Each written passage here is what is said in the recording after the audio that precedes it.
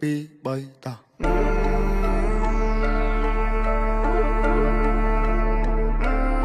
អញអត់ដឹងនិយាយមួយពួកឯងមិញ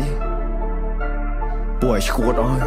ពួកឯងស្ដាប់បននេះដាក់ subtitle ណាស្ទួយខ្មែរថៃដីខ្មែរអត់ត្រូវការអ្នកណាមកថៃជំនួសពួកចោលឆ្លៀនពៀនបើមិនងាប់ក៏វាអាចរបួសតជំនាន់អ្នកចោលសៀមរឿងសង្គ្រាមគឺវាឃ្លានហួរដើម្បីដល់អំណាចស្រ័យជេរចាចអញខ្មាស់គេជំនួស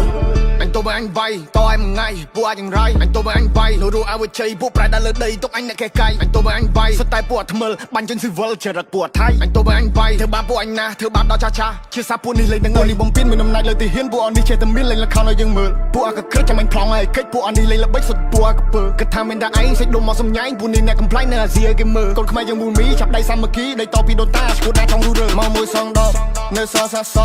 អត់មានអ្នកកោងប់លើដីខ្មែរអត់មានអ្នកហែពួកអាបសោអញមានឈាមខ្មែរដូនតាអញថែដល់ទីបញ្ចប់ពួកនេះលប់ឡាយមានសាសនាដែរតែធ្វើដោយលប់1 2 3តោះ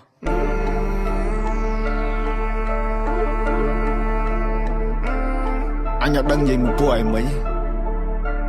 ពួកឯងឈួតអើយពួកឯងស្ដាប់បននេះដាក់ subtitle ណាស្ទួយខ្មែរថៃដីខ្មែរអត់ត្រូវការអ្នកណាមកថៃជំនួសពួកចោលឆ្លៀនពៀនបើមិនងាប់ក៏វាអាចរបួសតជំនាន់អ្នកចោលសៀមរឿងសង្គ្រាមគឺវាឃ្លានហួរដើម្បីដល់អំណាចស្រ័យជេរចាចអញខ្មាស់គេជំនួស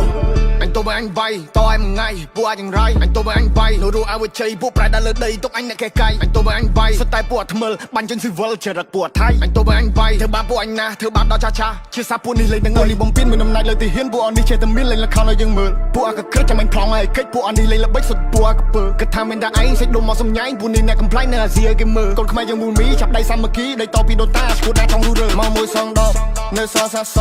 អត់មានអ្នកកោងប់លើដីខ្មែរអត់មានអ្នកហែពួកអាបសោអញមានឈាមខ្មែរដូនតាអញថែដល់ទីបញ្ចប់ពួកនេះលប់ឡាយមានសាសនាដែរតែធ្វើដោយលប់1 2 3តោះ